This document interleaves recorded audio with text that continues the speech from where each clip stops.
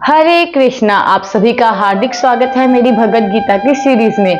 आज की इस वीडियो में हम अध्याय 1 के अगले श्लोकों का वर्णन करेंगे। उससे पहले आप मेरे चैनल को सब्सक्राइब कर दीजिए और वीडियो को लाइक कर दीजिए।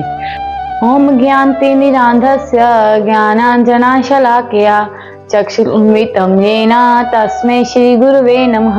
श्रीचैतन्यमनोभीष्टं स्थापितं येन भूतले स्वयं रूपः कदा मह्यं ददाति स पदान्तिकं।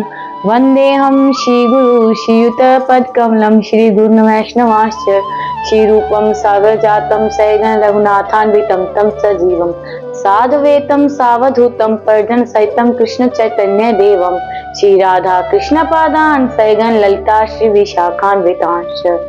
नमामि विष्णुपादाय कृष्ण प्रेष्ठाय भूतले श्रीमते भक्ति वेदांत स्वामिनिति नामिने। नमस्ते सारस्वते देवे गौरवाणी प्रचारिणे निर्विशेष शून्यवादी पाश्चात्य देश तारिणे।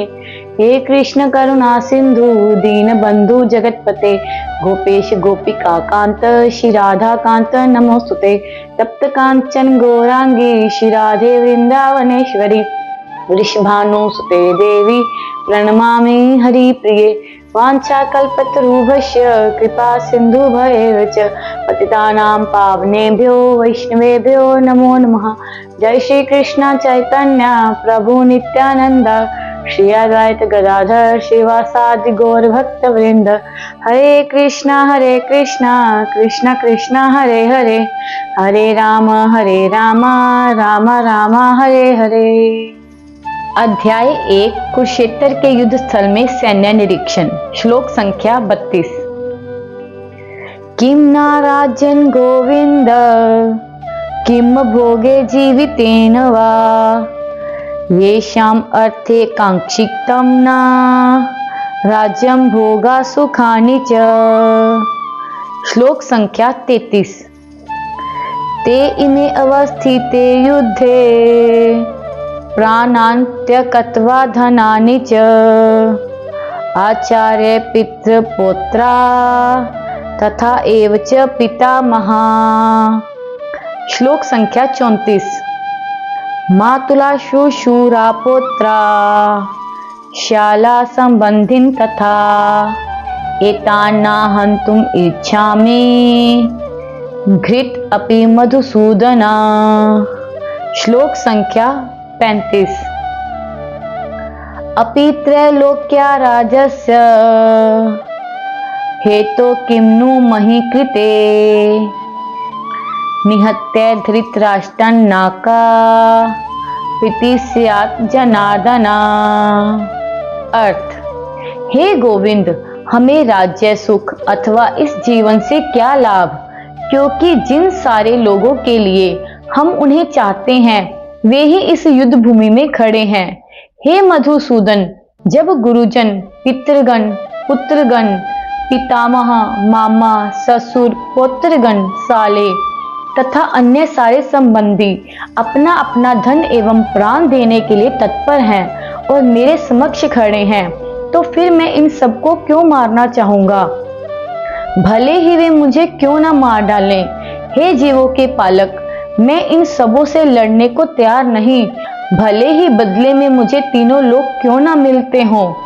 इस पृथ्वी की तो बात ही छोड़ दो, भला धृतराष्ट्र के पुत्रों को मारकर हमें कौन सी प्रसन्नता मिलेगी। ये सब बातें अर्जुन भगवान श्री कृष्ण से कह रहा है, क्योंकि अभी वो युद्ध नहीं करना चाहता है। इसका तात्पर्य इस प्रकार से है।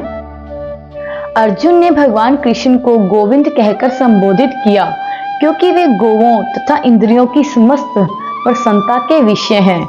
इस विशिष्ट शब्द का प्रयोग करके अर्जुन संकेत करता है कि कृष्ण यह समझे कि अर्जुन की इंद्रियां कैसे तृप्त होंगी, किंतु गोविंद हमारी इंद्रियों को तुष्ट करने के लिए नहीं है। हाँ, यदि हम गोविंद की इंद्रियों को तुष्ट करने का प्रयास करते हैं तो हमारी इंद्रियां स्वतः तुष्ट होती हैं। भौतिक दृष्टि से प्रत्येक व्यक्ति अपनी इंद्रियों को तुष्ट करना चाहता है और चाहता है कि ईश्वर उसके आज्ञा पालक की तरह काम करें, किंतु ईश्वर उनकी तृप्ति वही तक करते हैं जितनी की वे पात्र होते हैं, उस हद तक नहीं जितना वे चाहते हैं। किंतु जब कोई इसके विपरीत मार्ग ग्रहण करता है, अर्थात जब वह अपनी इंद्रियों की तृप्ति की चिंता ना करके गोविंद की इंद्रियों की तुष्टि करने का प्रयास करता है, तो गोविंद की कृपा से जीव की सारी इच्छाएं पूर्ण हो जाती हैं। यहाँ पर जाति तथा कुटुंबियों के प्रति अर्जुन का प्रगाढ़ स्नेह आंशिक रूप से इन सबके प्रति उसकी स्वाभाविक करुणा के कारण है, अतः वह युद्ध करने के लिए तैयार नहीं है।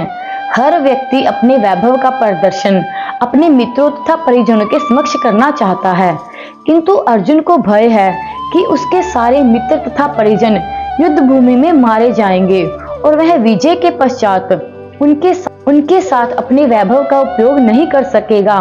भौतिक जीवन का यह सामान्य लेखा जोखा है, किंतु आध्यात्मिक जीवन इससे सर्वथा भिन्न है। क्योंकि भक्त भगवान की इच्छा की पूर्ति करना चाहता है, अतः भगवत इच्छा होने पर वह भगवान की सेवा के लिए सारे ऐश्वर्य स्वीकार कर सकता है, किंतु यदि भगवत इच्छा ना हो तो वह एक पैसा भी ग्रहण नहीं करता।